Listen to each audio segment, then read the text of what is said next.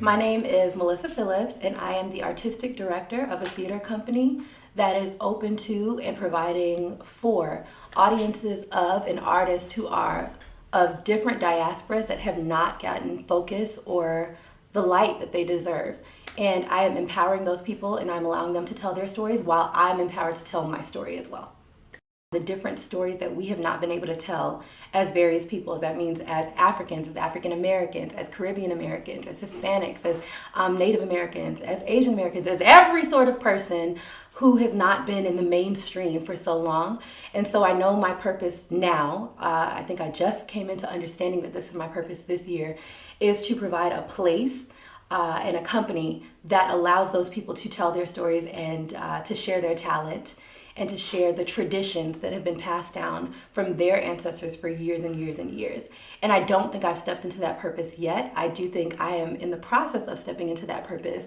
And I see myself advancing very quickly. And I think now that I've stepped into my purpose and I understand what it is, the universe is kind of working with me, and I'm able to be an alchemist because I'm getting more opportunities. People are reaching out to me in ways that they weren't before, and I think it's because I'm not scared anymore. I'm ready to do what I'm supposed to do.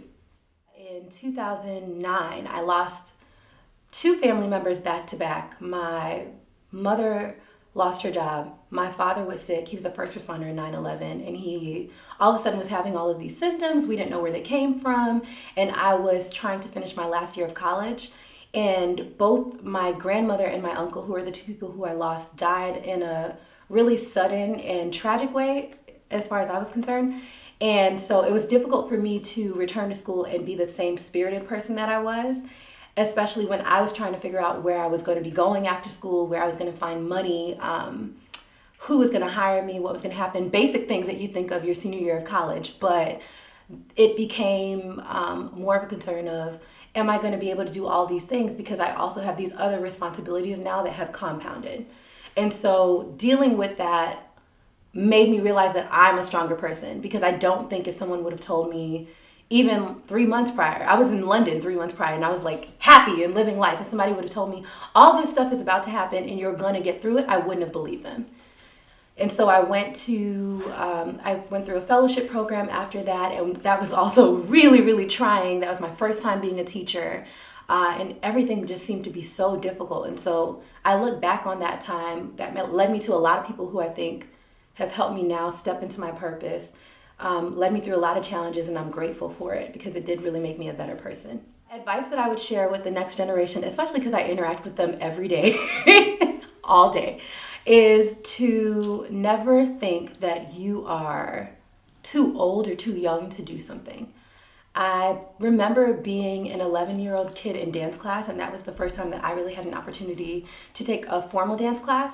And I was around all of these girls who'd been taking dance since they were like 3 years old. And in my opinion, I was too old to be starting, and I was too old to be attempting to pursue my passion and my dreams at 11. So the fact that I had internalized that at such a young age is kind of scary to me now, because I should have been more open to the experience. And now fast forward, years ahead, and you've got Misty Copeland, who started dancing at 11 and is now a principal dancer in the ABT. So we need to stop telling ourselves, and they need to not ever tell themselves that they're too young or too old to do something, because what is meant for you is meant for you, and you're gonna be able to have that. Women's lives matter.